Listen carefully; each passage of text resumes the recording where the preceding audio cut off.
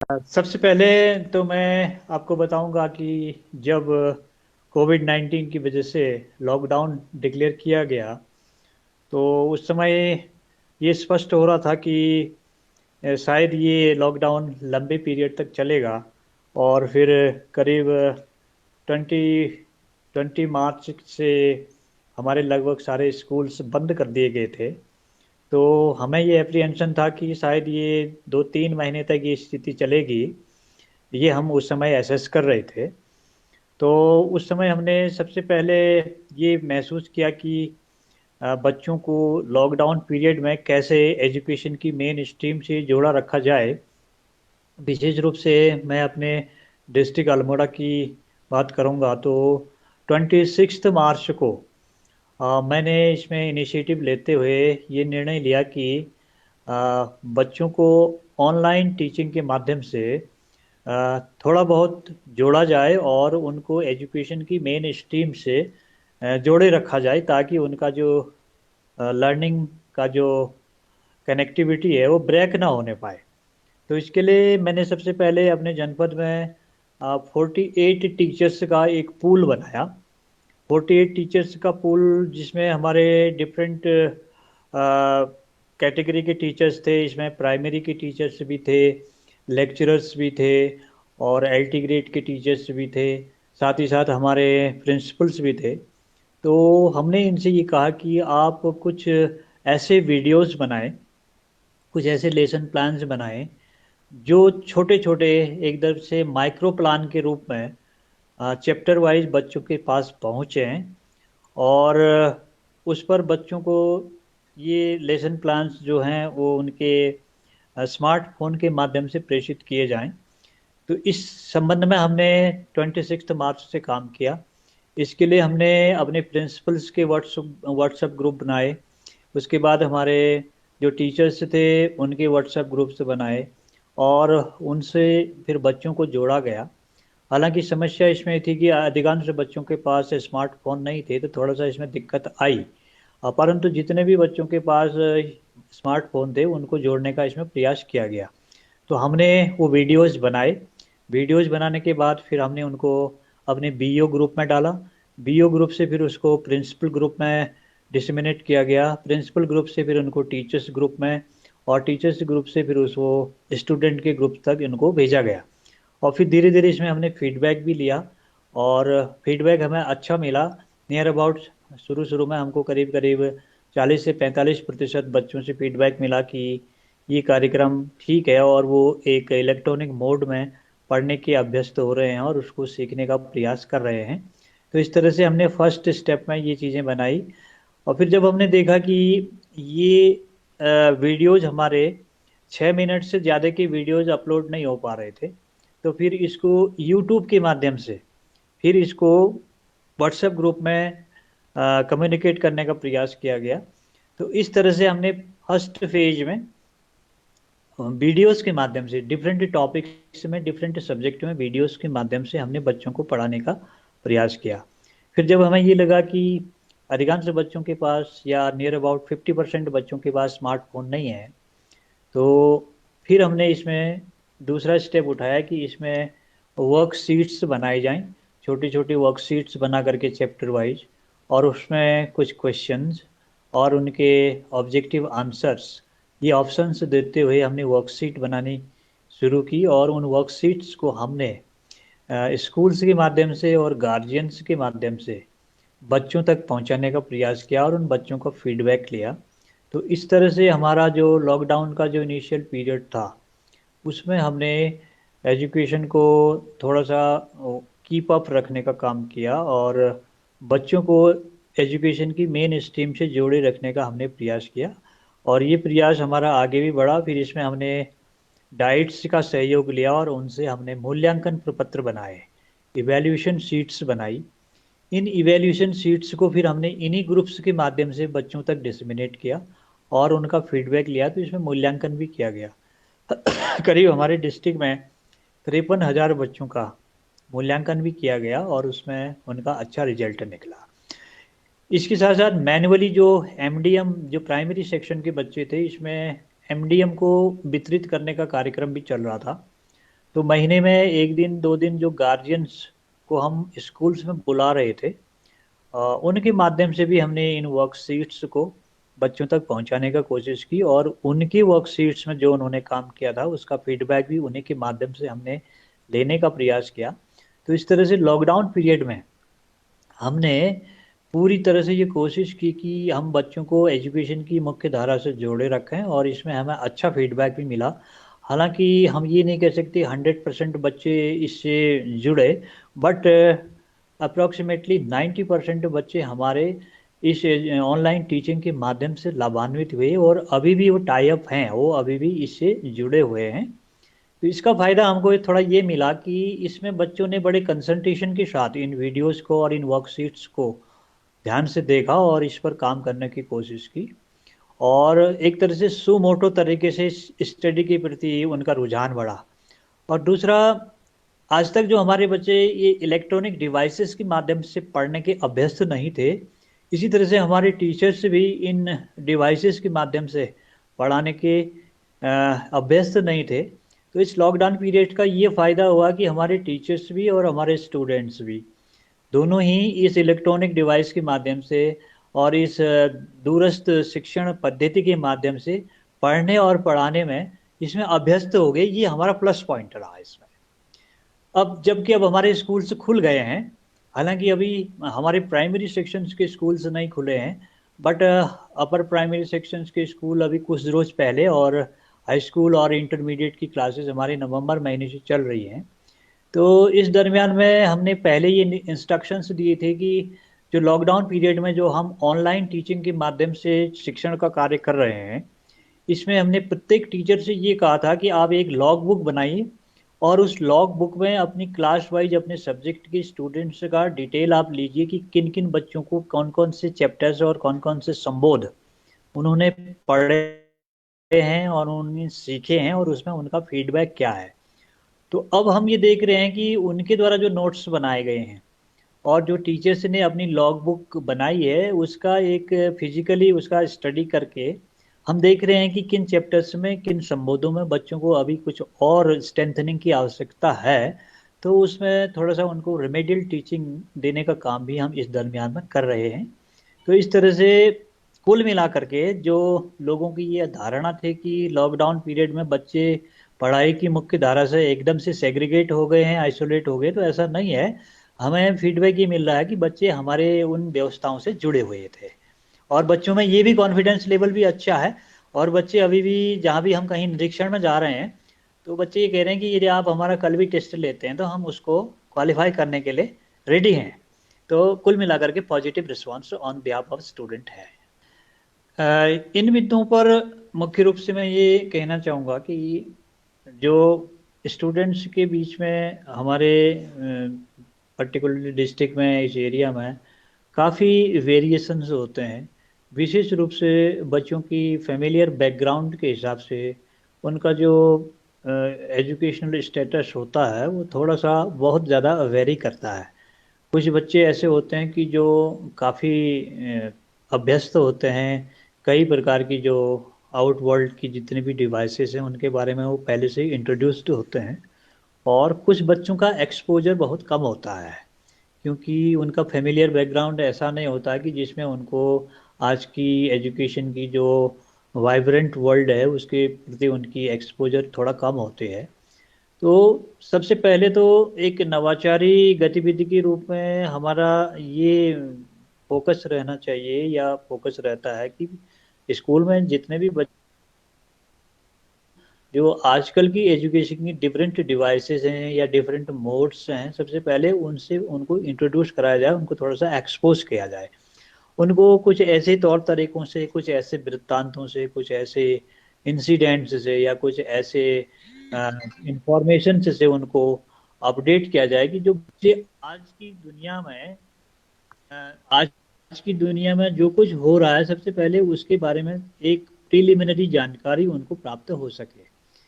फिर दूसरा, उनको इस बात के लिए मोटिवेट किए जाने की आवश्यकता है कि जो हमारी एग्जिस्टिंग एजुकेशनल नेटवर्क है उसमें क्या है, और उसी में without any additional implementation of resource हम क्या कुछ जनरेट और रीजनरेट कर सकते हैं। करिकुलम के साथ साथ हम बच्चों को और किन किन चीज़ों के प्रति उनको जागरूक कर सकते हैं और किन किन चीज़ों के प्रति उनका ध्यान का उनका रुझान हम विकसित कर सकते हैं। तो टीचर का सबसे पहला इसमें रोल ये बनता है कि बिना किसी निवेश के, शून्य निवेश पर, वो उपलब्ध जितने भी रिसोर्सेज हैं उसमें से बच्चों को किन किन बहुआयामी डायरेक्शंस की ओर वो ले जा सकते हैं। तो इसके लिए बहुत कुछ टीचर्स के द्वारा किया जा सकता है। जैसे अब हम व्यावसायिक शिक्षा के बारे में बहुत कुछ नहीं जानते, हम केवल करिकुलम के ही बारे में जानते हैं, और जो वोकेशनल एजुकेशंस हैं या वोकेशनल जो सब्जेक्ट्स हैं उनके बारे में हम बहुत कुछ बच्चों को बताते भी नहीं है, बच्चों को जानते भी नहीं है बच्चों को। तो सबसे पहले तो ये बहुत आवश्यक है कि जो ये वोकेशनल जो सेटअप है आज की डेट की लाइफ का, जो एजुकेशन का एक वोकेशनल रूप होना चाहिए, इसके बारे में बच्चों को बताया जाना बहुत आवश्यक है। पर्टिकुलरली जो आज के समय की जितने भी, चाहे वो मार्केट की व्यवस्थाएं हैं, चाहे बिजनेस से संबंधित एक्टिविटीज़ हैं, चाहे प्रोडक्शन से संबंधित कितनी एक्टिविटीज़ हैं, एग्रीकल्चर सेक्टर से संबंधित बहुत सी एक्टिविटीज़ हैं, डेयरी से संबंधित बहुत एक्टिविटीज़ हैं, आर्ट एंड क्राफ्ट से संबंधित बहुत सी एक्टिविटीज़ हैं। तो इनके बारे में बच्चों को यदि हम जगह बताते हैं और थोड़ा बहुत अपने स्तर से, अपने रिसोर्स से उनका कुछ डिमॉन्स्ट्रेशन हम अपने स्कूल्स में अपने बच्चों के बीच में करते हैं, तो निश्चित निश्चित रूप से बच्चों का ध्यान उसकी ओर आकृष्ट होता है। क्योंकि बच्चे में इंटेलिजेंस की कमी कहीं नहीं होती है, चाहे वो बहुत एडवांस बैकग्राउंड बच्चा हो या फिर कोई पुअर बैकग्राउंड का बच्चा हो, उसमें इंटेलिजेंस की कमी नहीं होती है। सिर्फ ये होता है कि इंटेलिजेंस को रिवाइव करना और उसको चैनलाइज करना, किसी एक पर्टिकुलर चैनल की ओर उसको डाइवर्ट करना या उसकी ओर ले जाना, उसको प्रेरित करना, ये सबसे बड़ी बात होती है। यदि क्योंकि हम देखते हैं कि जितने भी कोचिंग इंस्टीट्यूट्स होते हैं, कोचिंग इंस्टीट्यूट्स में होता क्या है, कोचिंग इंस्टीट्यूट में बच्चे को सिर्फ पहले ये कहा जाता है कि भाई आप में ये पोटेंशियल है और आप ये काम कर सकते हो, तो उसकी ओर बच्चे को ध्यान आकृष्ट किया जाता है और बच्चे को उस ओर, मान लीजिए हम उसको एक अच्छा क्रिकेट खिलाड़ी बनाना चाह रहे हैं, एक अच्छा फुटबॉलर बनाना चाह रहे हैं, तो उसको कहते हैं कि तुम अच्छा खेल सकते हो और उसको खेलो, ऐसे खेला, थोड़ा बहुत उसको पुशअप किया जाता है। तो निश्चित रूप से फिर वो वही बच्चा जो हमारे स्कूल में कुछ नहीं जानता है, कोचिंग इंस्टीट्यूट में जान करके एक बहुत बढ़िया प्लेयर बन जाता है वो। तो उसके अंदर हम कोई नया पोटेंशियल नहीं भरते हैं, केवल उसके अंदर पोटेंशियल होता है, उस पोटेंशियल को हम चैनलाइज करते हैं। तो जो एक इनोवेटिव एक्टिविटी जो टीचर आज की डेट में कर सकता है, तो वो ये है कि बच्चे की पोटेंशियल को पहचानो और उसको चैनलाइज करो। और चैनलाइज करने के बहुत से रिसोर्सेज हैं, बहुत से संसाधन होते हैं, उसके लिए किसी प्रकार का रिसोर्स, एडिशनल रिसोर्स लगाने की आवश्यकता नहीं होती। सर्टेनली यदि हम किसी भी एजुकेशन के किसी भी डोमेन में यदि हम कोई भी प्रयास करते हैं, तो उसमें सक्सेस न मिलने का कोई चांस नहीं होता है। सक्सेस हमारी सर्टेन होती है। चाहे स्कूल में हम किसी भी प्रकार का कोई भी प्रोग्राम या कोई भी प्लान यदि एग्जीक्यूट करते हैं, इम्प्लीमेंट करते हैं, तो निश्चित रूप से उसमें हमें सक्सेस मिलती है। क्योंकि बच्चा एक हमारा ऐसा रिसोर्स है जिसके ऊपर हम कुछ भी एक्सपेरिमेंट करते हैं, तो उसका कुछ न कुछ आउटपुट, कुछ न कुछ आउटकम हमको सर्टेनली जरूर मिलता है और पॉजिटिव आउटकम होता है। चाहे हम बच्चे को म्यूजिक सिखाएं तो कुछ न कुछ, पहले तो बहुत बढ़िया म्यूजिक सीखेगा, पर बहुत बढ़िया नहीं तो एटलीस्ट कुछ न कुछ अच्छा वो म्यूजिक सीखेगा। यदि हम उसको एक अच्छा स्पोर्ट्स के लिए एटमॉस्फेयर दें, अच्छा स्पोर्ट्स का एनवायरनमेंट उसको प्रोवाइड करें, बहुत ऊंचे दर्जे का स्पोर्ट्समैन नहीं बनेगा तो फिर भी एक अच्छा खिलाड़ी वो जरूर बनेगा। तो इससे हम ये कह सकते हैं कि यदि हम बच्चे के ऊपर स्कूल को एक एक्सपेरिमेंट की एक नर्सरी के रूप में यदि हम लें और उसको एक नर्सरी के रूप में हम एटमॉस्फेयर प्रोवाइड करें, उसको एक नर्सरी के रूप में उसको एक ग्राउंड दें और उसमें हम अपने प्लान से एग्जीक्यूट करें, तो निश्चित रूप से हमको उसके सार्थक परिणाम अवश्य ही मिलते हैं। हम ये नहीं कह सकते हैं कि हमने किसी स्कूल में ये योजना लगाई और वो योजना फेल होगी, ऐसा हो ही नहीं सकता। कि निश्चित रूप से यदि हम किसी स्कूल में कोई प्लान एग्जीक्यूट करेंगे तो वहां से 100% बच्चे नहीं तो कम से कम 50% बच्चे फिर भी हमारे उस प्लान को सार्थक सिद्ध करेंगे और उसका हमें अच्छा परिणाम देखने को मिलेगा। तो यदि हम इस तरह के कोई भी प्रोग्राम्स अपने स्कूल में, चाहे हम रोल मॉडल का स्कूल का या हम एक आइडियल स्कूल का कंसेप्ट अपने विद्यालय में लागू कर रहे हैं, तो निश्चित रूप से ये एक बहुत अच्छी पहल है और इसके बहुत अच्छे 75 से 80% के बीच में हमको पॉजिटिव परिणाम इसके मिलेंगे। पर इसके लिए ये आवश्यकता है कि थोड़ा सा स्कूल्स की जो इंफ्रास्ट्रक्चर्स हैं, उनका जो फिजिकल सेटअप है, उसको थोड़ा सा हमने स्ट्रेंथन करना पड़ेगा। और उसमें हमने कुछ ऐसे रिसोर्स बनाने पड़ेंगे कि जिससे बच्चा एक्टिविटी में ज़्यादा इन्वॉल्व हो। आज की डेट में हमारा बच्चा क्या होता है कि ज़्यादातर बच्चे हमारे थ्योरेटिकल एजुकेशन में बहुत ज़्यादा एम्ब्रॉयल्ड हैं, और फिर उसके बाद उनकी रही सही कसर उनके होमवर्क के बर्डन के नीचे दब जाती है। तो एक्टिविटी लर्निंग का उनको बहुत ज़्यादा अवसर प्राप्त नहीं होता है। आज भी हमारे स्कूल के बच्चों में स्काउट गाइड्स के पीरियड्स होते हैं, परंतु उनमें कोई एक्टिविटी नहीं होती है। कल्चरल आइटम्स या कल्चरल प्रोग्राम्स के हमारे कोई हमारे कैरिकुलम में उसका स्थान है, परंतु उसमें कोई बहुत ज़्यादा एक्टिविटी नहीं होती है। लाइब्रेरी रीडिंग की हम बात करते हैं, उसमें बहुत ज़्यादा रीडिंग का काम नहीं किया जाता है। स्पोर्ट्स की बात हम स्कूल में स्कूल कैरिकुलम में करते हैं, परंतु स्पोर्ट्स की बहुत एक्टिविटीज विद्यालयों में नहीं होती हैं। पर इन एक्टिविटीज में जब तक बच्चा इन्वॉल्व नहीं होगा, जब तब तक उसको एक वाइब्रेंट एटमॉस्फेयर विद्यालय में क्रिएट नहीं होता है। टीचर भी, यदि क्रिकेट हो रहा है तो टीचर भी उसमें खेलें, बच्चे भी उसमें खेलें, वॉलीबॉल हो रहा है तो उसमें बच्चे टीचर से सभी इन्वॉल्व होकर खेलें, तो उससे एक नया इंटरेस्ट भी क्रिएट होता है, एक कुछ नई एक क्रिएटिविटी, एक नई स्पिरिट पैदा होती है। मोनोटोनी का जो एटमॉस्फेयर है वो दूर हो जाता है। तो स्कूल्स में जो एक कन्वेंशनल मोनोटोनी का एटमॉस्फेयर बना हुआ है या बनते जा रहा है, उसको ब्रेकआउट करने की जरूरत है, उसको तोड़ने की जरूरत है, और इसकी जगह पर एक एक्टिविटी बेस्ड एटमॉस्फेयर हमने क्रिएट करना पड़ेगा, जहां पर हम एक्टिविटी बेस्ड एटमॉस्फेयर विद्यालय में क्रिएट करेंगे, चाहे वो किसी भी क्षेत्र की एक्टिविटीज हो।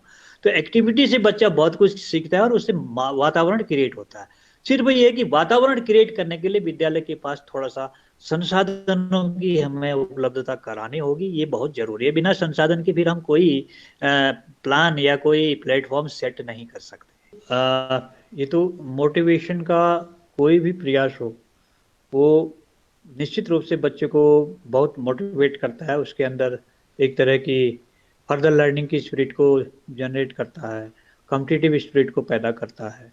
फिर बच्चे में ये एक चाइल्ड की एक प्रवृत्ति होती है कि अपनी स्टूडेंट लाइफ में यदि उसको कोई चीज़ वो जीतता है, कोई चीज़ गेन करता है, चाहे वो विक्ट्री हो या छोटी सी भी कोई अचीवमेंट हो, उसके लिए बहुत बड़े मायने रखती है, और वो एक लाइफ लॉन्ग टोकन होता है उसके लिए।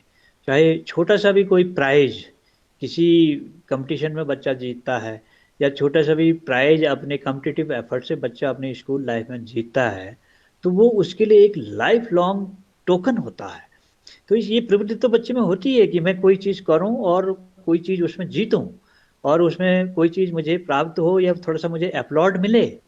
क्लासरूम अपलोड, अपने टीचर्स का अपलोड, अपने पेरेंट्स का अपलोड यदि बच्चे को मिलता है, यदि किसी बच्चे से किसी बच्चे ने आज के डेट में 10 रुपए का कोई प्रतियोगिता जीत ली, या 100 रुपए का उसको कोई पुरस्कार मिल गया, और उसको अब उसके टीचर्स की ओर से, उसके पेरेंट्स की ओर से, उसके कलीग्स की ओर से यदि अप्रिसिएशन मिलता है कि भाई वाह आपने 100 रुपए का पुरस्कार जीता, तो वो तो बच्चे के लिए एक लाइफ लॉन्ग एक टोकन बन जाता है कि भाई मैंने फलानी जगह पर फलाने कंपटीशन में या फलाने क्लास में ये पुरस्कार जीता था, ये चीज मैंने प्राप्त की थी।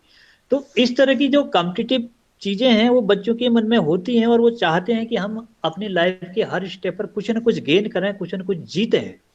तो जो ये इस तरह से एक प्रतियोगितात्मक माहौल यहाँ पर आपकी सोसाइटी के द्वारा क्रिएट किया जा रहा है, तो ये निश्चित रूप से बच्चों के अंदर की जो स्पिरिट है, जो आगे बढ़ने की स्पिरिट है, जो कंपटीशन में आगे जाने की जो स्पिरिट है, और कुछ जीतने की स्पिरिट है, डिफिडेंट स्पिरिट को प्रमोट नहीं करना है, बल्कि हमने एक विनिंग स्पिरिट जो बच्चे में होनी होती है, बस केवल उस स्पिरिट को हमने प्रमोट करना है। कोई आदमी ये नहीं चाहता कि मैं नीचे रहूं, मैं हार जाऊं। विनिंग स्पिरिट हर आदमी में होती है, परंतु विनिंग स्पिरिट को जगाने की आवश्यकता होती है। एक जज्बा जो उसके अंदर, बच्चे के अंदर पैदा करने की स्पिरिट आवश्यकता होती है। तो यदि right from the beginning school life से ही बच्चे में यदि हम विनिंग स्पिरिट को प्रमोट करने की कोशिश करें, तो निश्चित रूप से ये तो बहुत अच्छा प्रयास है। इससे तो बहुत अच्छे अच्छे चैंपियंस हम पैदा करेंगे। ये निश्चित रूप से एक बहुत सार्थक पहल है। टीचर्स के लिए मेरा एक ही मैसेज ये है कि टीचर जो होता है समाज का सबसे डिग्निफाइड सिटीजन होता है। क्योंकि चाहे समाज में कोई भी व्यक्ति हो, कोई भी नागरिक हो, उसका कोई न कोई एक टीचर होता है।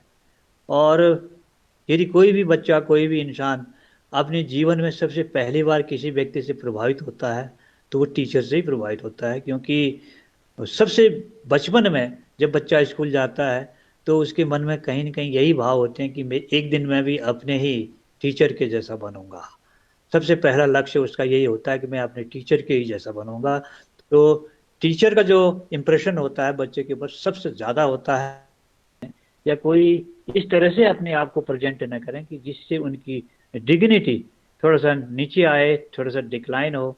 जब टीचर अपने आप को एक डिग्निफाइड पर्सन के रूप में, एक डिग्निफाइड पर्सनालिटी के रूप में अपने स्टूडेंट के ऊपर स्टैब्लिश करने में कामयाब हो जाएगा तो निश्चित रूप से he will create great citizen.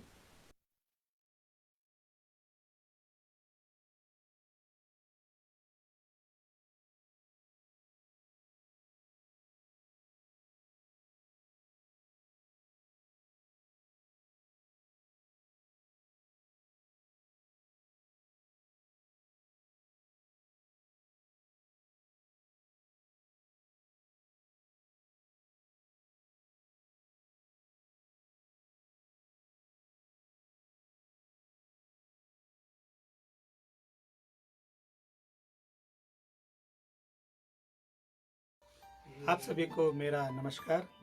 मैं जगदीश वर्धन, सहायक अध्यापक, राजकीय प्राथमिक विद्यालय कीर्तिनगर, विकास खंड कीर्तिनगर, जनपद टिहरी गढ़वाल, उत्तराखंड। मेरी जो शैक्षिक योग्यता है वो बीएससी बीएड है। शैक्षणिक कार्यों में मेरा अनुभव 2005 से लगभग 15 वर्षों का है। 2005 से 2014 तक मैंने प्राइवेट और अशासकीय विद्यालयों में सेवा दी है और 2014 से और अभी तक मैं लगातार सरकारी सेवा में कार्यरत। बेसिकली जो मेरा मूल जनपद है वो जनपद रुद्रप्रयाग है और रुद्रप्रयाग की जो मुख्य विशेषता है वो यहाँ भगवान शिव की भूमि है और भगवान शिव के प्रसिद्ध 12 ज्योतिर्लिंगों में से एक ज्योतिर्लिंग भगवान केदारनाथ यहाँ पे स्थापित है। और इसके अलावा उत्तराखंड के 5 केदारों में से 3 केदार जनपद रुद्रप्रयाग में ही स्थापित है। जो पहला केदार भगवान केदारनाथ ही है, दूसरा केदार मधमेश्वर और तीसरे केदार तुंगनाथ है।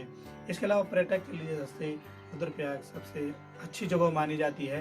यहाँ पे चौपता जैसे पर्यटक स्थल है, देवरा ताल जैसे पर्यटक स्थल है और इसके अलावा कस्तूरी मृग प्रजनन केंद्र केचला खर्ग में स्थापित है और मंदाकिनी नदी यहाँ पे बहती है और 5 प्रयागों में से एक प्रयाग रुद्रप्रयाग भी यहीं हमारे जनपद रुद्रप्रयाग में स्थापित है, जहाँ पे अलकनंदा और मंदाकिनी का संगम होता है। और जो कर्म भूमि वाला जनपद है जहाँ पे मैं अपनी सेवाएं दे रहा हूँ वो जनपद टिहरी गढ़वाल है। और टिहरी गढ़वाल की जो मुख्य विशेषता है वो यही है कि जो भारत का सबसे बड़ा बांध बनाया गया है वो जनपद टिहरी गढ़वाल में ही स्थापित है, जो कि भागीरथी और भिलंगना नदी के संगम पे स्थापित किया गया है। और यहीं पर से आगे चलकर 5 प्रयागों में देवप्रयाग स्थापित जनपद टिहरी में ही है, जहाँ पे भागीरथी और अलकनंदा का संगम होता है और आगे चलकर यही भारत की सबसे बड़ी नदी गंगा का रूप ले लेती है। मेरे विद्यालय का नाम, जहाँ पे मैं अभी कार्यरत हूँ, राजकीय प्राथमिक विद्यालय कीर्तिनगर टिहरी गढ़वाल है। और मेरे विद्यालय में जो वर्तमान में छात्र संख्या है वो 20 है। शैक्षिक कार्य संबंधी वैसे तो कोई समस्या है नहीं, लेकिन फिर भी एक आम समस्या है जो मुझे दिखाई देती है और लगभग सारे विद्यालयों में दिखती है। मेरी जो अपनी समस्या है वो ये है कि जब भी कोई कार्य करवाया जाता है बच्चों से तो लेख संबंधी बच्चों का लेख नहीं पढ़ पाता हूँ कि बच्चे क्या लिख रहे हैं। और जब कई हद तक तो अब तो ठीक भी करवा चुका हूँ, बच्चे पास आउट हो चुके हैं। ZII प्रोग्राम शून्य निवेश नवाचार परिश्रम के तहत मैंने ये सीखा कि हम बच्चे को शून्य निवेश पर कैसे कम खर्चे में या ना के बराबर के खर्चे में एक बेहतर शिक्षा उपलब्ध करा सके। मेरे विद्यालय को जनपद के रोल मॉडल विद्यालयों में इसलिए शामिल करना चाहिए क्योंकि मेरे विद्यालय में शिक्षक और छात्र दोनों ही शैक्षणिक गतिविधियां सीखने और सिखाने में रुचि लेते हैं। और वर्तमान परिवेश के अनुसार मेरे विद्यालय में डिजिटल क्लासेस चलती है, जो क्लासेस होती है वो प्रोजेक्टर और इंटरेक्टिव बोर्ड पे होती है। यूट्यूब क्लासेस चलती है, इसके अलावा कंप्यूटर क्लासेस चलती है, लाइब्रेरी है। मैं शुक्रगुजार हूँ श्री अरविंदो सोसाइटी और HDFC बैंक का, जिन्होंने मुझे ये मंच प्रदान किया है। बहुत बहुत धन्यवाद पूरी टीम को, जिनसे मुझे ये बहुत अनुभव प्राप्त हुआ है। और मैं आशा करता हूँ कि मैं आपसे सीखे हुए अनुभवों को अपने विद्यालय में ले जा सकूं और अपने बच्चों को इसका फ़ायदा दिला सकूं। बहुत बहुत धन्यवाद पूरी टीम, HDFC बैंक और श्री अरविंदो सोसाइटी, आपका बहुत बहुत धन्यवाद। नमस्कार।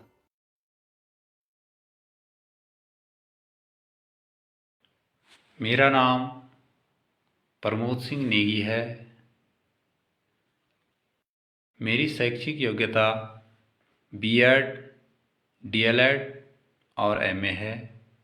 मैं शिक्षा के क्षेत्र में 8 वर्षों से निरंतर कार्यरत हूँ, जो कि मेरा अनुभव है। मेरे ज़िले का नाम टिहरी गढ़वाल है, जो कि उत्तराखंड राज्य के गढ़वाल मंडल में पड़ता है।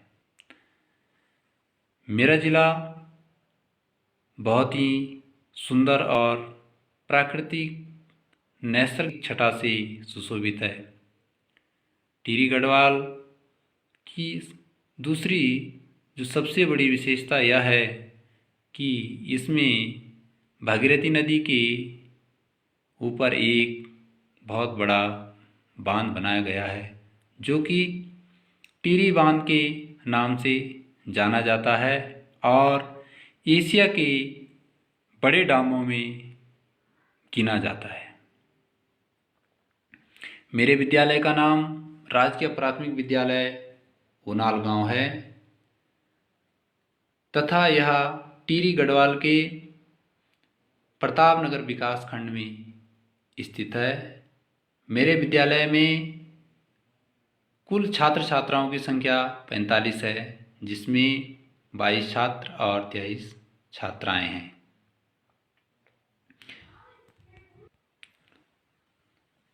मेरी समस्या यह थी कि शिक्षण गतिविधियों और शैक्षणिक वातावरण को बनाने के लिए समाज और छात्रों का रुझान बहुत कम था। साथ ही विद्यालय में भौतिक संसाधनों की बहुत ही कमी थी। बच्चे दिए गए होमवर्क और पढ़ाई लिखाई को कभी भी पूरा करके या करके ही नहीं लाते थे और ना ही अभिभावक इस पर ध्यान देते थे। शून्य निवेश नवाचार प्रशिक्षण से मैंने बहुत ही अच्छी और नई नई गतिविधियां सीखी, जिसके द्वारा मैंने बच्चों को और अभिभावकों को जोड़कर कई नवाचार कार्य किए हैं। जैसे भौतिक संसाधनों की कमी के लिए कक्षाओं को सामूहिक रूप से 2 अध्यापकों में विभाजित किया और समृद्ध रूप से पढ़ाए जाने वाले शैक्षिक गतिविधियों को जोड़ा। गणितीय संक्रियाओं के लिए मैंने कंकड़ इत्यादि और लकड़ी की तिल्लियों के बंडल बनाकर बच्चों को जोड़ घटाव और संख्याओं का ज्ञान कराया और आकृतियों की समझ के पुराने पेपरों से बनी आकृतियाँ जैसे आयत, वर्ग, वृत्त इत्यादि और त्रिभुज की समझ को बच्चों के अंदर विकसित किया तथा भिन्न की संक्रियाओं के लिए भी कागजों के हिस्से और उन्हें बराबर भागों में विभाजित करके समझाया। भाषाई ज्ञान के लिए समान ध्वनि वाले शब्दों का प्रयोग और उससे मिलते जुलते चीज़ों के नाम को मैंने बच्चों से गतिविधि के माध्यम से जोड़ा।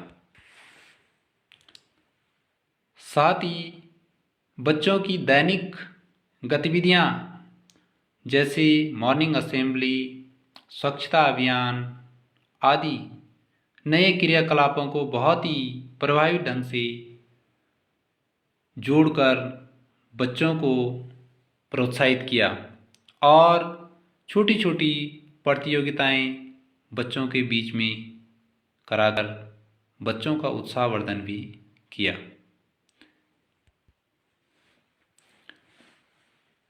मैं आज गर्व से कहता हूँ कि मेरे बच्चों ने बहुत कुछ सीखा है और सीख रहे हैं। मेरा विद्यालय जिले का रोल मॉडल होना चाहिए। क्यों होना चाहिए? क्योंकि वर्तमान में मेरे विद्यालय के जो बच्चे हैं, जो छात्र हैं, वो काफ़ी कुछ सक्रिय है और जो विद्यालय का जो प्राकृतिक जो वातावरण है बहुत ही सुंदर है और साथ ही जो अब हमारे पास संसाधन है वो भौतिक संसाधन काफ़ी कुछ जुड़ चुके हैं। बच्चों की बैठने की व्यवस्था, मॉर्निंग असेंबली के लिए साउंड सिस्टम और तकनीकी शिक्षा के लिए एलईडी व्यवस्था हमने बच्चों के लिए प्राप्त कराई हुई है और इस आधार पर मैं कह सकता हूँ कि मेरे विद्यालय को भी एक जिले का रोल मॉडल होना चाहिए। अंत में मैं अरबिंदो सोसाइटी और एचडीएफसी बैंक को धन्यवाद देना चाहता हूँ क्योंकि जिन्होंने मुझे यह मंच प्रदान किया है और मुझे अपनी बात रखने का मौका दिया है। धन्यवाद। जय हिंद, जय उत्तराखंड।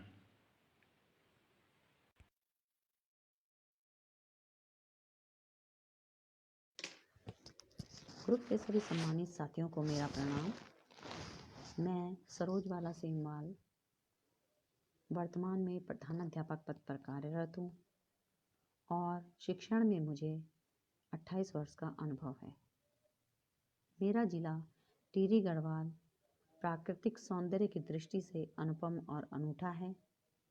यह उत्तराखंड का एक पहाड़ी क्षेत्र का जिला है।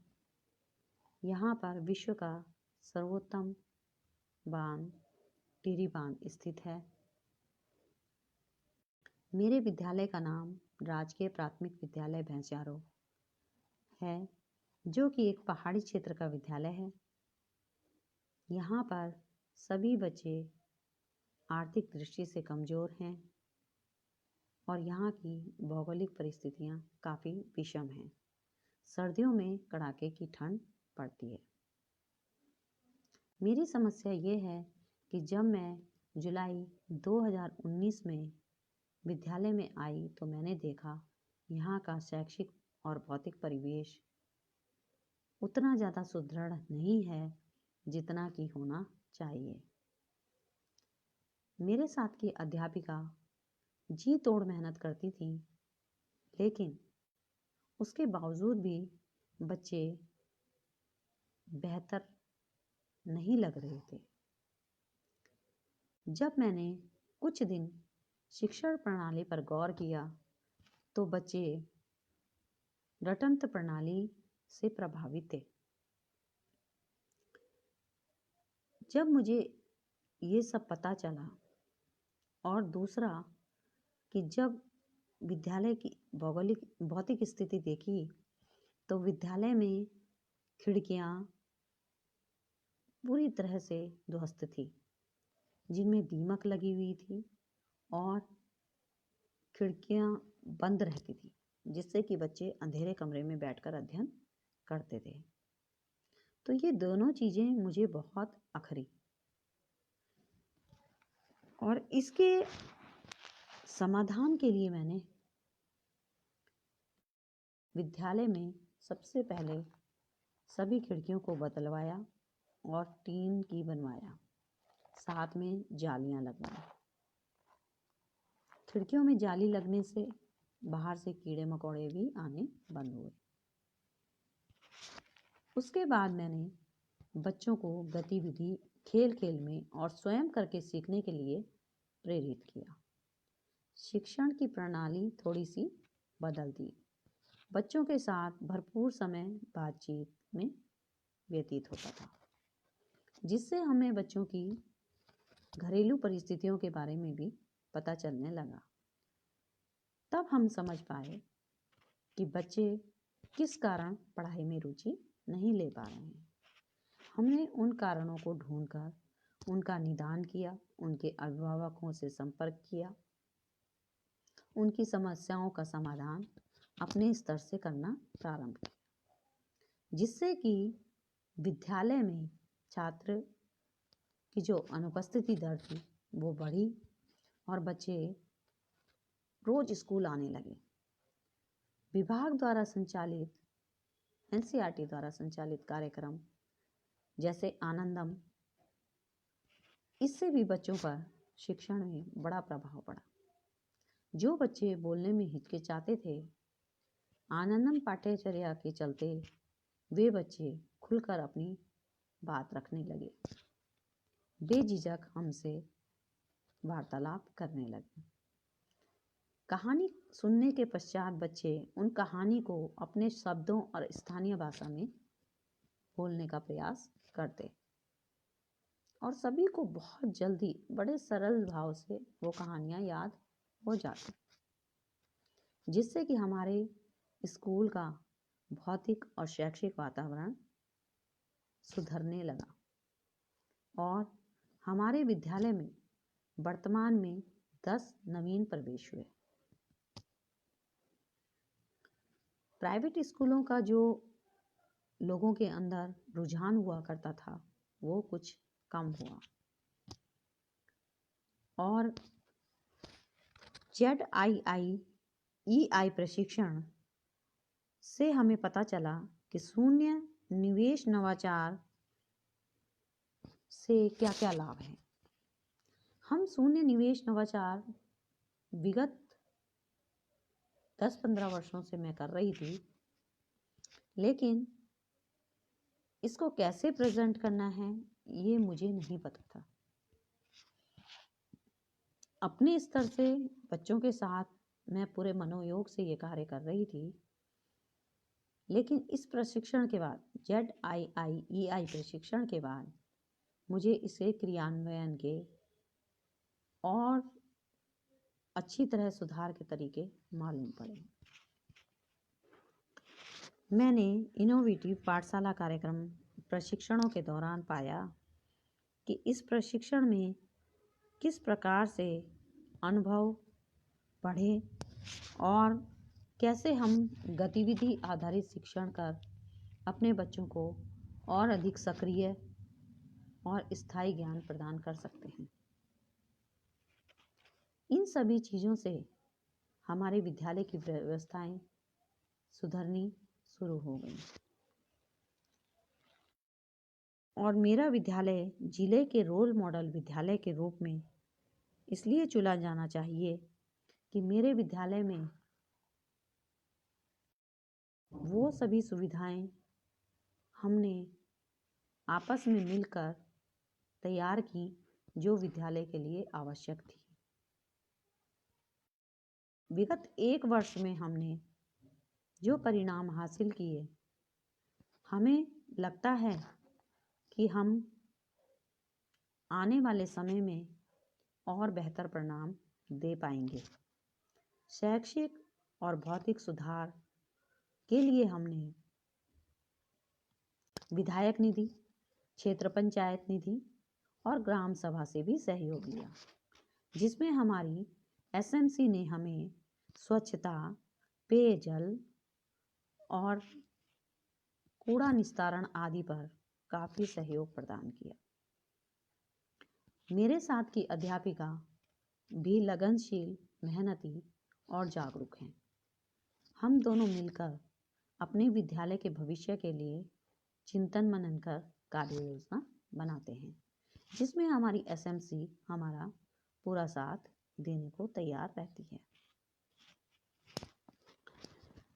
अंत में मैं श्री अरविंदो सोसाइटी और HDFC बैंक को यह मंच हमें प्रदान करने के लिए तहे दिल से धन्यवाद देती हूँ कि इन्होंने हमें इतना सुंदर मंच प्रदान किया कि जिससे हम अपने विद्यालय के बच्चों के लिए उनकी कक्षा के हिसाब से सीखने के प्रतिफलों को पूर्ण कर पाएंगे और बेहतर बना पाएंगे। धन्यवाद।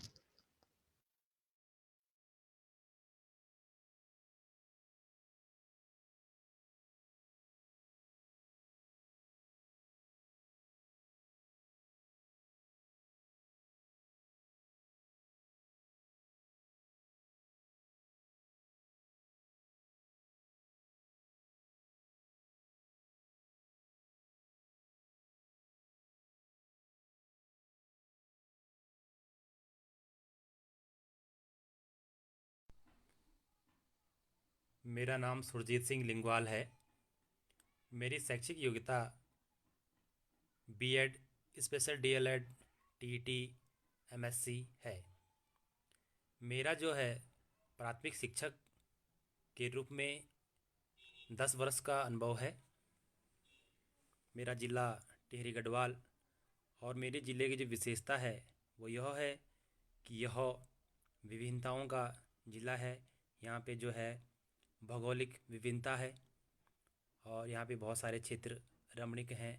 हमारे ज़िले में जो है एक बहुत बड़ा डैम है जो कि बहुउद्देशीय परियोजना के तहत बना हुआ है। मेरे विद्यालय का नाम माजफ तल्ला प्रताप नगर है, ज़िला टिहरी गढ़वाल। विद्यालय में कुल 26 बच्चे हैं। मेरी समस्या यह है कि विद्यालय में कक्षाएं तो 5 हैं लेकिन अध्यापक सिर्फ 2 हैं। एक मैं स्वयं प्रभारी प्रधानाध्यापक के रूप में कार्यरत हूँ और एक अध्यापिका मेरे साथ में है। कक्षाएं तो 5 हैं लेकिन जो स्टाफ है वो सिर्फ 2 का है। तो 5 कक्षाओं को संचालित करने के लिए कम से कम 5 शिक्षक होने अनिवार्य हैं। ये थोड़ा जटिल समस्या है। हम जैसे तैसे करके 5 कक्षाओं को संचालित करते हैं। शिक्षण कार्य के अलावा हमारे पास कई अन्य गतिविधियां भी होती हैं। मैनेजमेंट का अतिरिक्त काम होता है जो कि हमें देखना पड़ता है। थोड़ा इस वजह से हमारे शिक्षण कार्य में बाधा आती है। जो शून्य निवेश नवाचार प्रशिक्षण है, इससे हमें बहुत लाभ हुआ है। जब से ये शून्य निवेश नवाचार प्रशिक्षण हमने लिया है, इससे हमें बहुत ही ज़्यादा लाभ हुआ है। इससे हमें नए नए आइडियाज़ आए हैं कि हमें शून्य निवेश में किस तरह से शिक्षण गतिविधियों को और इंटरेस्टिंग बनाने के लिए कार्य करना है। ये हमने सीखा है और इससे हमें बहुत लाभ हुआ है कि हमें जानकारी है कि हमारे विद्यालय में इतना ज़्यादा अनुदान नहीं आता है पहले से। अब तो समग्र शिक्षा हो गया है, तो समग्र शिक्षा जो कॉन्सेप्ट है इससे थोड़ा बहुत बजट भी आ रहा है। तो विद्यालय में कई प्रकार के हम लोग शिक्षण सामग्री का प्रयोग कर रहे हैं और अनुदान भी आ रहा है। लेकिन उसके बावजूद भी कई प्रकार की समस्याएं ऐसी हो जाती हैं कि उसके लिए अनुदान हमारे पास नहीं बच पाता है। तो हम अपने आसपास के जो शून्य निवेश जिसे हम कह रहे हैं, तो उस चीज़ को कलेक्ट करके हम टीचिंग मटेरियल बना सकते हैं और बच्चों तक उसको पहुंचा सकते हैं ताकि हमारा जो शिक्षण कार्य है वो और आसान और रुचिकर हो। इनोवेटिव पाठशाला की अगर हम बात करें तो इनोवेटिव पाठशाला में हमें अनुभवात्मक और गतिविधि आधारित जो संकल्पनाएं मिली हैं, या हम कहें कि जो इनोवेटिव पाठशाला है, इनोवेटिव का मतलब क्या है कि हम इनोवेशन करते हैं इसमें। यानी कि क्रियात्मक शोध भी कह सकते हैं इसको, एक प्रकार से देखा जाए तो। हम लोग क्या करते हैं कि जब हम इनोवेशन करते हैं तो उसमें कुछ नई नई चीज़ें आती हैं। हम कुछ करना चाहते हैं लेकिन हमें कुछ कुछ और ही नई चीज़ मिल जाती है, जिससे इसमें होता क्या है कि एक तो शिक्षक भी अपने शिक्षण के प्रति रुचिकर हो जाता है और बच्चे भी इसमें इंटरेस्ट लेते हैं, और बच्चे खेल खेल में कई प्रकार के प्रकरणों को सीख जाते हैं, कई प्रकार के बिंदुओं को सीख जाते हैं। इसमें हम गतिविधि करते हैं तो बच्चे को पता नहीं चलता है कि हम लोग कुछ पढ़ रहे हैं, हम पे कोई बोझ है। बच्चे खेल खेल में कई प्रकार की गतिविधियाँ करते हैं, और उन गतिविधियों के द्वारा कई प्रकार की संकल्पनाएं, चाहे वो गणित की हों, चाहे अंग्रेजी की हों, चाहे हिंदी की हो, चाहे संस्कृत की हो, चाहे वो ईवीएस की हो, कई प्रकार के प्रकरणों को वो सीख जाते हैं और उन्हें बोझ भी नहीं लगता है। गतिविधि करते करते बच्चे का जो अनुभवात्मक पक्ष है, यानी कि अनुभव यानी कि एक्सपीरियंस, हम कहते हैं ना कि लर्निंग बाय एक्सपीरियंस, तो वो सूत्र उनका मजबूत होता जाता है। बच्चे को लग जाता है कि जितना ज़्यादा मैं एक्टिविटी करूँगा उतने ज़्यादा मैं सीखूँगा, और ज़्यादा एक्टिविटी करने का मतलब क्या है, उसमें ज़्यादा अनुभव प्राप्त होगा, और ज़्यादा अनुभव प्राप्त होगा तो बच्चा अधिक से अधिक उसमें वैज्ञानिक दृष्टिकोण का विकास होगा। और बच्चे के अंदर कोई भी संकल्पना हो, या हम अवधारणा कहते हैं, चाहे हम गणित की अवधारणा बोलें, गणित में कई प्रकार की अवधारणाएं हो सकती हैं, तो वो उसकी और मजबूत होती हैं। इसीलिए जो है गतिविधि आधारित शिक्षा होनी चाहिए। मैं करूं अगर प्रशिक्षण का लाभ, यानी कि जो शून्य निवेश नवाचार प्रशिक्षण है, उससे क्या लाभ है, तो उससे बहुत ज़्यादा लाभ है। क्योंकि जो शून्य निवेश की हम बात करते हैं तो सिर्फ स्कूल ही नहीं, बच्चे के घर के आसपास या बच्चे के घर में जो भी चीज़ उपलब्ध हो जिससे वो शिक्षण मटेरियल बना सके अपने लिए। जैसे हम गणित की बात करें, अगर बच्चा जोड़ घटाना गुणा भाग की बात करें तो घर में कई प्रकार की चीज़ें हैं, कई प्रकार के उसको उदाहरण मिल सकते हैं जिसके द्वारा वो अपनी गणित की संकल्पनाओं को पूरी कर सकता है। जैसे अगर हम जोड़ करा रहे हैं तो बच्चे के पास सिंपली अगर कुछ उसमें पैसा नहीं पड़ेगा, बच्चे के घर के आसपास कोई कंकड़ पत्थर पड़े हुए हैं तो उनसे भी वो जोड़ घटाना गुणा भाग की जो है अवधारणाओं को रुचिकर बना सकता है। या हम विद्यालय में भी बिना पैसे दिए हुए विद्यालय के आसपास कोई बारीक बारीक लकड़ियाँ या पेंसिल के टुकड़े या झाड़ू की जो सीख होती है उसके छोटे छोटे टुकड़े बना के, या कंकड़ पत्थरों से जो है आप कई प्रकार की अवधारणाओं को बिना किसी खर्च के उनकी क्लियर करा सकते हैं। तो प्रशिक्षण से यही लाभ हुआ कि उसमें हमें नए नए आइडियाज़ मिले हैं, और उन आइडियाज़ को हम बच्चों तक ज़रूर पहुंचाएंगे। मेरा समाधान मेरा समाधान ये है कि अगर शिक्षण गतिविधियों से लेकर जो समस्या थी, कुछ हद तक तो जो है इस शून्य शून्य निवेश नवाचार प्रशिक्षण से सफल हुई हैं। लेकिन कुछ समस्याएं जो है शासन स्तर की होती हैं, उनको हम पूरा नहीं कर सकते हैं, लेकिन कुछ हल्का तो हो सकता है। जैसे दो शिक्षक हैं अगर विद्यालय में, तो कक्षा 1, 2 और 3 को एक साथ बिठा के, और फिर 4 और 5 को अलग अलग बिठा के, 4 और 5 को एक साथ बिठा के, यानी 2 रूम तुम्हारे पास कुल होते हैं, तो उस हिसाब से हम प्रशिक्षण में जो सीखी गई गतिविधियाँ हैं उनको उन तक पहुँचा सकते हैं। समाधान 100% पूरा अभी भी नहीं हो रहा है, क्योंकि कक्षाएं 5 हैं और शिक्षक सिर्फ 2 हैं। लेकिन कुछ हद तक जो है हम अपने कम स्टाफ में अधिक कक्षाओं को पढ़ाने का प्रयास कर सकते हैं। मेरा विद्यालय जो है जिले का रोल मॉडल विद्यालय क्यों चुना जाना चाहिए, इस पे अगर मैं बात करूं, मेरे विद्यालय जो है प्रकृति की एक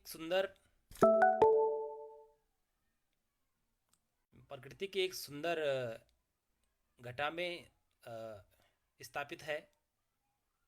वहाँ पे बहुत रमणीक है।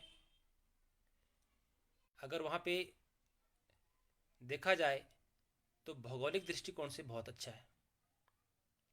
बच्चों की संख्या भी ठीक है, और भविष्य में बच्चों की संख्या बढ़ने की पूरी गुंजाइश है। और विद्यालय में सभी सुविधाएं लगभग उपलब्ध हैं, जो भौतिक सुविधाएं होनी चाहिए।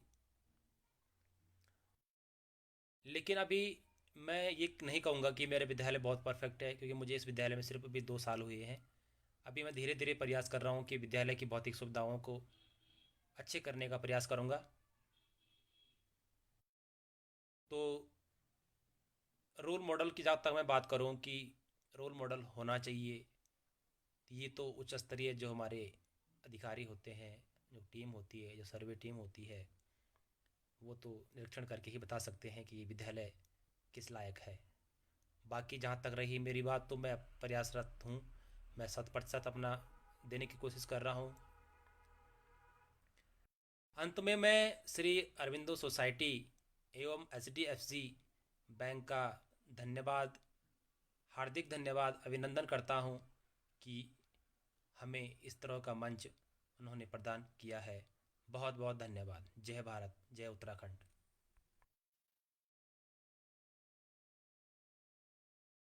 मेरा नाम विनोद लाल सिरियाल है। मेरी शैक्षिक योग्यता BSc, B.Ed और MA है। मेरा शिक्षण क्षेत्र में अनुभव 8 साल का है। 8 साल से मैं निरंतर शिक्षण में कार्य कर रहा हूँ। मेरा ज़िला टिहरी गढ़वाल है, जो उत्तराखंड का बहुत ही फेमस ज़िला है। उत्तराखंड का ही नहीं अपितु पूरे भारत का बहुत फेमस ज़िला है। यहाँ पर एशिया का सबसे ऊंचा बांध टिहरी बांध है। यह टिहरी पंवार वंश की राजधानी रहा है। मैं राजकीय जूनियर हाई स्कूल डोडक थापला में कार्यरत हूँ, सहायक अध्यापक के पद पर। श्री अरबिंदो सोसाइटी द्वारा शून्य निवेश नवाचार का प्रशिक्षण दिया गया है, जिसमें हमने सभी विषयों में, चाहे विज्ञान हो, मैथ्स हो, सोशल स्टडी हो, हिंदी हो, सभी विषयों में अपने सीमित संसाधनों को ध्यान में रख कर के नवाचार किया है, जिसका लाभ निश्चित ही हमारे छात्र छात्राओं को मिला है, बच्चों को मिला है। इसलिए मैं ये चाहता हूँ कि मेरा विद्यालय ज़िले का एक रोल मॉडल बने, ज़िले का एक रोल मॉडल बने। इसके लिए हम निरंतर प्रयासरत हैं और इसके लिए मैं श्री अरबिंदो सोसाइटी और HDFC बैंक का बहुत बहुत धन्यवाद करता हूँ कि उन्होंने हमें यह मंच प्रदान किया। धन्यवाद।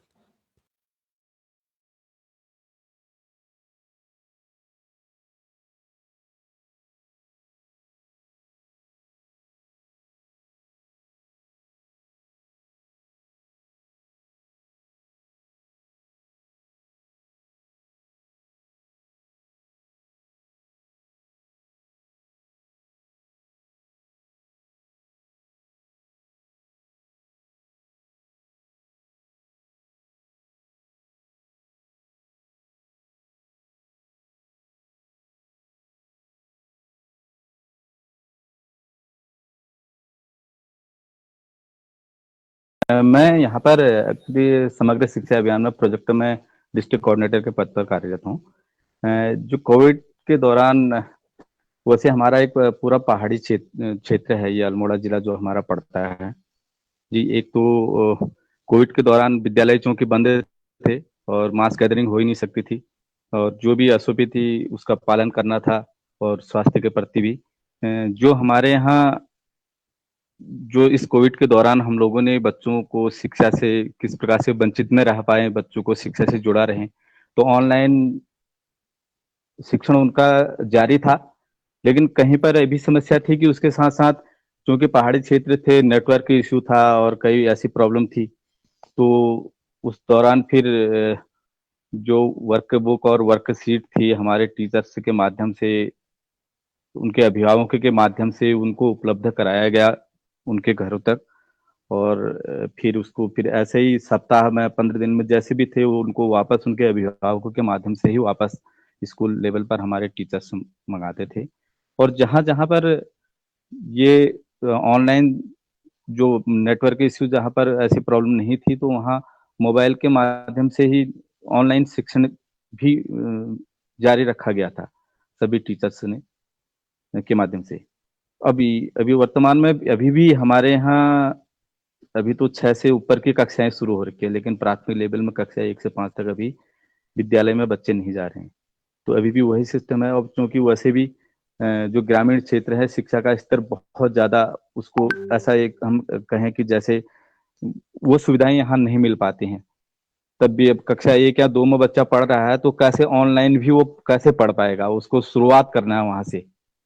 तो उसको वही था कि हम लोगों ने उनको वर्कबुक के माध्यम से जो भी होता था, वर्कबुक उनके माध्यम और वर्कशीट जो थी उनको उनके माध्यम से ही अभी तक वो जारी है प्रारंभिक स्तर पर कक्षा 5 तक। और बाकी कुछ जैसे 4 5 3 4 5 के बच्चे जो जानते हैं या फिर उनके अभिभावक या जो भी उनके समाज के अन्य लोग उनको मदद करते हैं मोबाइल से या ऑनलाइन शिक्षण इस तरीके से अभी जारी है। हम स्वागत करते हैं उन संस्थाओं का, उन लोगों का, उन मंचों का जो शिक्षा की बेहतरी के लिए कार्य कर रहे हैं, जो सोचते हैं शिक्षा के लिए। शिक्षा नहीं तो कुछ भी नहीं है। चाहे किसी भी मंच से कोई समाज सेवी हो या फिर कोई एनजीओ हो या कोई भी व्यक्ति जो शिक्षा के स्तर को आगे बढ़ाने के लिए सोचता है, उस सोच को हम नमन करते हैं और उनका हार्दिक स्वागत एवं अभिनंदन भी करते हैं। उस क्षेत्र में जो अरविंदो सोसाइटी है उसको भूला नहीं जा सकता और उसका सहयोग के लिए भी हम उनका स्वागत एवं अभिनंदन करते हैं। किस प्रकार से हमारे विद्यालय शिक्षा में जीरो निवेश जो नवाचार उनके द्वारा अध्यापकों के माध्यम से बच्चों तक वो जाता है, उस सोच के लिए भी उनका भी हम स्वागत एवं अभिनंदन करते हैं। क्योंकि नवाचार शिक्षा में नवाचार के बिना कुछ भी नहीं है। एक हिसाब से देखा जाए तो नवाचार तो होना ही चाहिए क्योंकि बच्चा है और क्योंकि प्राथमिक स्तर पर हमारे यहाँ, और फिर मैं जैसा पहले भी बता चुका हूँ कि हमारे यहाँ पहाड़ी क्षेत्र है, कई कई तो मतलब वो शहर से दूर विद्यालय होते हैं ग्रामीण क्षेत्रों में, वहां तक वो चीजें नहीं उपलब्ध होगा। जैसे शहरी क्षेत्रों में बच्चों के पास या पब्लिक स्कूल जो है उनके पास कई हैं अवसर उनको कि वो कहीं भी माध्यम किसी भी माध्यम से टीएलएम अन्य चीजों करें। अब जीरो निवेश जो नवाचार के माध्यम से अरविंदो सोसाइटी का ये प्रयास है, सराहनीय है। मैं इसके लिए धन्यवाद और फिर पुनः एक बार से उनका स्वागत करता हूँ। क्योंकि अल्मोड़ा में भी हमने देखा था पिछले वर्ष भी एक बढ़िया वर्कशॉप यहाँ पर अध्यापकों के द्वारा की थी, जो उन्होंने एक मिलता है अभी अध्यापक को भी एक मंच मिलता है, क्योंकि उनके पास भी वहां पर जहाँ ऐसे ऐसे दुर्गम क्षेत्रों पर लोग काम करते हैं, वो तो वहां पर हम उनको भी धन्यवाद देते हैं अध्यापकों को। जैसे यहाँ पर हमारे यहाँ जीएसए अल्मोड़ा में पिछले विगत वर्ष से इन्होंने एक कार्यक्रम वर्कशॉप कराया था, तो कितने इंटरेस्टेड थे, बहुत खुश थे। वह उसी तरीके से वो टीचर खुश थे जिस तरीके से एक बच्चे को एक नई चीज सीखने पर बच्चा भी आह्लादित होता है, प्रसन्नचित होता है। उसी तरीके से भी वो अभिभावकों को भी अध्यापकों को भी एक अच्छा मंच मिला था, तो प्रसन्नचित थे। कई लोग जो इंटरेस्टेड थे उसमें, टीचर सभी एक जैसे नहीं होते। हाँ, कई लोगों की मतलब कई लोग आगे होते हैं, कई लोग थोड़ा पीछे होते हैं, कई लोग उनके साथ चलते हैं, लेकिन छोड़ते तो कोई भी नहीं है। इस वर्ष भी कोविड के दौरान भी जो अरविंदो सोसाइटी के माध्यम से अभी 25 विद्यालयों के जो अध्यापक हैं वो अभी ऑनलाइन प्रशिक्षण इनके साथ इंटरेक्शन हो रहा है। अभी मेरी विकास जी से बात हुई थी कि 13 मॉड्यूल इनके द्वारा किए जाने हैं, 8 मॉड्यूल तक अभी कंप्लीट हो चुके हैं। उसके बाद फिर और एक लिस्ट मांग रहे थे, फिर इसके बाद शायद इनका चंपावत में कोई काम हो गया था। आगे भी जो अरविंदो सोसाइटी के माध्यम से हमारे शिक्षा की बेहतरी के लिए, हमारे विद्यालयों की बेहतरी के लिए, हमारे अध्यापकों की जो कौशल है उसको इन्हांस करने के लिए जो भी इनके द्वारा प्रयास किया गया, मैं आप सभी लोगों का हार्दिक अभिनंदन स्वागत करता हूँ और धन्यवाद अपनी तरफ से ज्ञापित करना चाहता हूँ। कोई भी नई जी चीज सर। आती है तो वो मदद ही मिलता है और वो अच्छा ही रहता है।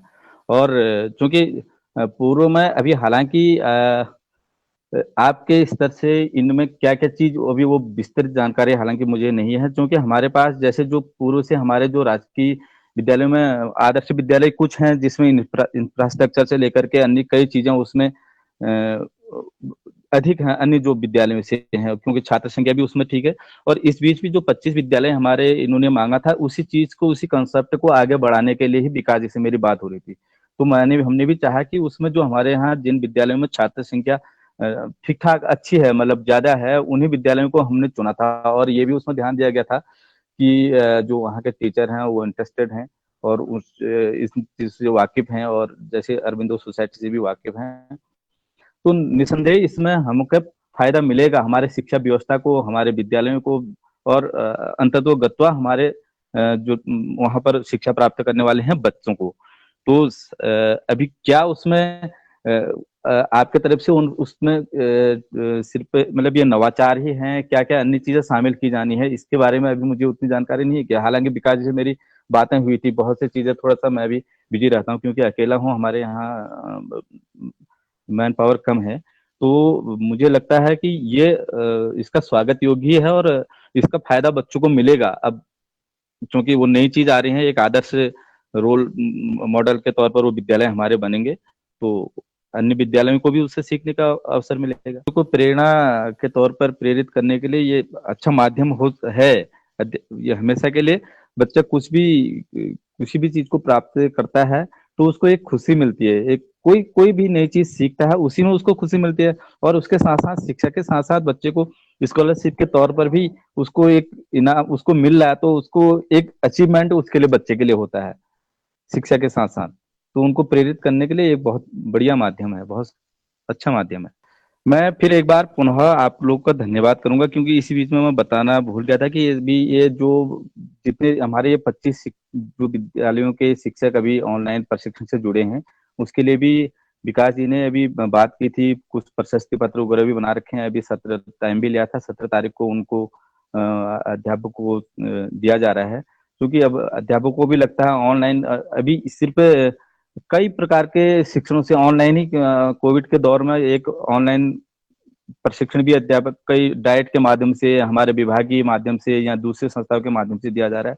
मैं पहले भी कह चुका हूँ, हर एक वो संस्था, हर एक वो मंच, हर एक वो व्यक्ति जो शिक्षा के प्रति सकारात्मक सोच रखता है, उनको हम नमन करते हैं, वंदन करते हैं, अभिनंदन करते हैं और स्वागत करते हैं अपने तरफ से, क्योंकि हम इस विभाग से जुड़े हैं और इस विभाग से जुड़े होने के साथ साथ एक इस देश के नागरिक भी हैं। अच्छा नागरिक का होने के तौर पर भी मैं आप सभी लोगों का स्वागत है, मैं अभिनंदन करता हूं कि हमारे अध्यापकों की प्रेरणा उनको प्रेरित करने के लिए इस प्रकार का ऑर्गेनाइजेशन आपके द्वारा किया जा रहा है, जो 17 तारीख को आपके द्वारा अभी सीओ सर के माध्यम से प्रशस्ति पत्र भी आपके द्वारा दिए जा रहे हैं। उसके लिए भी मैं अपनी तरफ से आप लोगों को धन्यवाद ज्ञापित करता हूँ।